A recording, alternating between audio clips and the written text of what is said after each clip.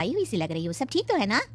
क्या बताओ कालिंदी बहन, मेरी एक दूर की रिश्तेदार आई हुई है, वो पेट से है और उसके साथ ना अजीब अजीब चीजें हो रही है। अब उर्मिला सारी बात कालिंदी को बताती है, जिसे सुनने के बाद काले जादू और तंत्र विद्या की माहिर कालिंदी एक ताबीज बनाकर उसे देती है। बहन, मुझे शालिनी पर किसी बुरी आत्मा का साया लगता है। ये ताबीज ले जाओ, आज रात को 12 बजे उसे पहना देना, फिर सब ठीक हो जाएगा। उर्मिला ताबीज लेकर घर वापस आती है और अब आधी रात के होने का इंतजार करने लगती है। जैसे ही आधी रात होती है, वो नींद में सोई शालिनी को ताबीज पहना शांति से अपने कमरे में आकर अपने पलंग पर लेट जाती है। अब सब ठीक हो जाएगा। ये सोचकर उर्मिला शांति की एक सांस ही लेती है कि तभी अचानक उसकी आंखों के सामने कुछ ऐसा आता है जिसे देखकर उर्मिला डर से चीखने लगती है। तुम कौन हो? तुम जाओ यहाँ से, जाओ यहाँ से। तभी उर्मिला की एक जोरदार दर्द भरी डरावनी चीख वहां पर गूंज गई। उर्मिला की आंखों के सामने एक बच्चा खड़ा हुआ था, जिसका पूरा शरीर किसी बूढ़े की तरह नजर आता था, लेकिन मुंह किसी नवजात बच्चे की तरह था। उसकी आंखें गुस्से से लाल थी और वो घूर घूर कर उर्मिला की तरफ देखा जा रहा था। कौन हो तुम? कौन हो? उर्मिला के चीखते ही वो बच्चा जोर जोर से रोने लगा। घबराकर उर्मिला ने अपने हाथों को अपने कानों पर रख लिया। उसकी समझ में नहीं आ रहा है कि आखिर ये सब उसके साथ क्या हो रहा है। कौन हो तुम? कौन हो? क्या चाहते हो मुझसे? जाओ यहाँ से। आखिर तुम हो कौन? तभी अचानक से उर्मिला के पूरे घर में लाल रंग की रोशनी फैल गई। वो बच्चा धीरे धीरे कदमों से चलता हुआ उर्मिला की तरफ बढ़ने लगा। किसी नवजात पैदा हुए बच्चे के जैसे उसके रोने की आवाज अब उर्मिला के कानों में गूंज रही थी। लेकिन कुछ ही सेकंड में वो चुप हो गया और उसने बेहद खतरनाक आवाज में उर्मिला के सवाल का जवाब दिया। मैं वो हूँ जो अब तक पैदा नहीं हुआ, लेकिन जब मैं पैदा हो जाऊंगा तो वो होगा जो अब तक कभी नहीं हुआ। क्या कहना चाहते हो तुम? ऐसा क्या हुआ जो अब तक नहीं हुआ? तबाही होगी, तबाही। सब कुछ खत्म हो जाएगा और ये जो लड़की मुझे जन्म देने वाली है, मैं उसका खून पी जाऊंगा, सारा खून। उस बच्चे की बात सुनते ही उर्मिला बुरी तरह घबरा गई। उसका एक बुजुर्ग आदमी जैसा शरीर, एक नवजात बच्चे जैसा चेहरा, ये दोनों ही बातें उर्मिला की समझ से बाहर थी। तभी वो बच्चा अचानक गायब हो गया। घर का माहौल फिर से पहले जैसा हो गया। लाल रंग की रोशनी भी अब गायब हो चुकी थी। उर्मिला दौड़कर शालिनी के कमरे में पहुंची, जहां वो गहरी नींद में सोई हुई थी, पर उसके गले का ताबीज गायब हो चुका था। उठो शालिनी, उठो बेटा, मुझे तुमसे जरूरी बात करनी है। अरे चाची, क्या हुआ? इतनी रात को आप परेशान क्यों कर रही हैं? सब ठीक है ना? अभी जब तुम सो रही थी ना, तो मैंने तुम्हारे गले में एक ताबीज पहनाया था। कहाँ गया बेटा, बताओ मुझे। शालिनी ने चारों तरफ अपनी नजरें घुमाकर देखा, लेकिन वहां पर कोई ताबीज नहीं था। वह हैरानी से उर्मिला के चेहरे की तरफ देखने लगी। उसे समझ में नहीं आ रहा था कि आखिर उर्मिला किस ताबीज के बारे में बात कर रही थी। नहीं चाची, यहाँ कोई ताबीज नहीं है। लगता है आपने कोई बुरा सपना देखा है। मैंने कोई बुरा सपना नहीं देखा। क्या, छोड़ो, तुम अब सो जाओ, कल सुबह बात करते हैं। डर और घबराहट की वजह से उर्मिला की आंखों से नींद तो जैसे बिल्कुल गायब हो गई थी।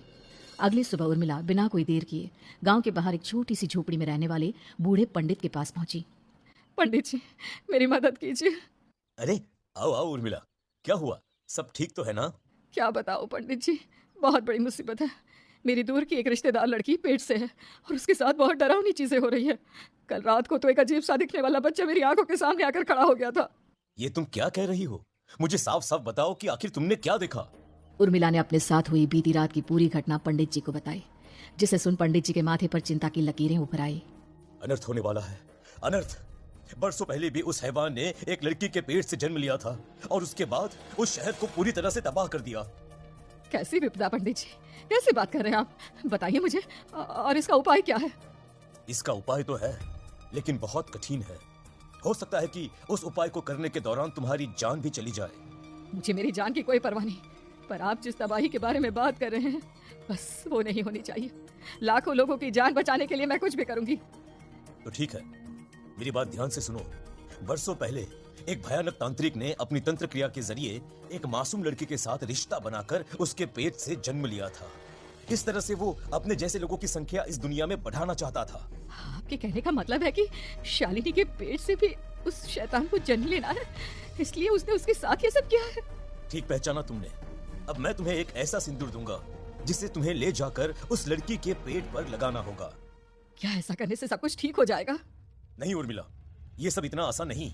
उस लड़की के पेट पर सिंदूर लगाने के बाद तुम्हें उसका पेट काटकर उस हैवान को बाहर निकालना होगा। नहीं पंडित जी, मैं ये सब नहीं कर सकती। मैं भला एक जिंदा लड़की के पेट को अपने हाथों से कैसे काट सकती हूँ?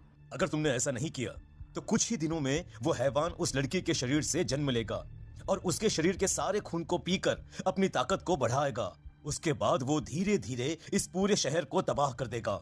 यहाँ पर कोई जिंदा नहीं बचेगा। लेकिन अगर मैं उसके पेट को काट दूंगी तो क्या वो जिंदा बच पाएगी? अगर शालिनी को कुछ हो गया तो, अगर उसकी मृत्यु हो गई तो? ऐसा कुछ नहीं होगा उर्मिला, तुम्हें अपने मन को पक्का करके ये काम करना ही होगा। सिंदूर लेने के बाद उर्मिला झोपड़ी से बाहर निकलने ही वाली थी कि तभी पंडित जी ने उसे पीछे से आवाज देकर रोका। उर्मिला, उस लड़की का पेट काटकर हैवान को बाहर निकालना ही काफी नहीं होगा।